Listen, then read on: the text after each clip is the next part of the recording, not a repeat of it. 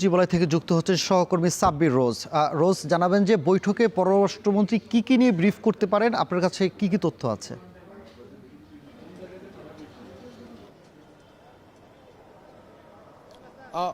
সানি, আমরা প্রধানমন্ত্রীর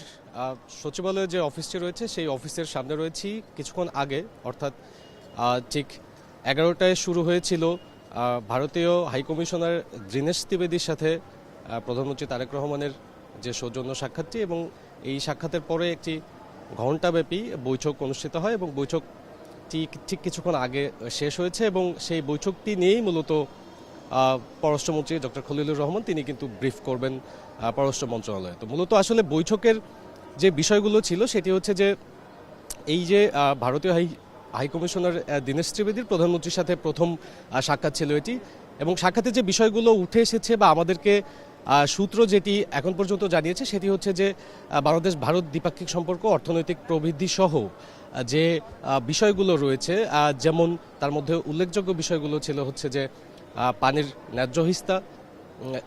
হিস্সা, তিস্তা এবং গঙ্গা চুক্তি এবং সীমান্ত হত্যা সহ পুশিন সহ সংবেদনশীল নানা বিষয় সহ দুদেশের রাজনৈতিক এবং দ্বিপাক্ষিক যে বিষয়গুলো রয়েছে সেই বিষয়গুলো কিন্তু উঠে এসেছে। এবং এর পাশাপাশি আমরা দেখেছি যে বারবারই প্রধানমন্ত্রী তারেক রহমান কিন্তু বলেছেন যে সবার আগে বাংলাদেশ নীতিতে প্রতিবেশী বন্ধুপ্রীতম রাষ্ট্রগুলোর সাথে তিনি কিন্তু বসছেন এবং সেই জায়গা থেকে তিনি বাংলাদেশে বিনিয়োগ সহ আগামীর বাংলাদেশ নিয়ে তার যে পরিকল্পনা সেই পরিকল্পনার বিষয়ে কিন্তু তিনি বিশদ আলোচনা করছেন। তো এই যে ভারতের সাথে বাংলাদেশের যে আগের সম্পর্ক এবং 5 আগস্ট পরবর্তী যে টানাপোড়েন, সেই টানাপোড়েনের পরবর্তীতে এই প্রথমবার প্রধানমন্ত্রী তারেক রহমানের সাথে সাক্ষাৎ করলেন ভারতের হাইকমিশনার দীনেশ ত্রিবেদী। তিনি মূলত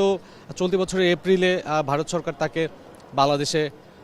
হাইকমিশনার হিসেবে নিযুক্ত করেন এবং এর পরবর্তীতে তিনি কিন্তু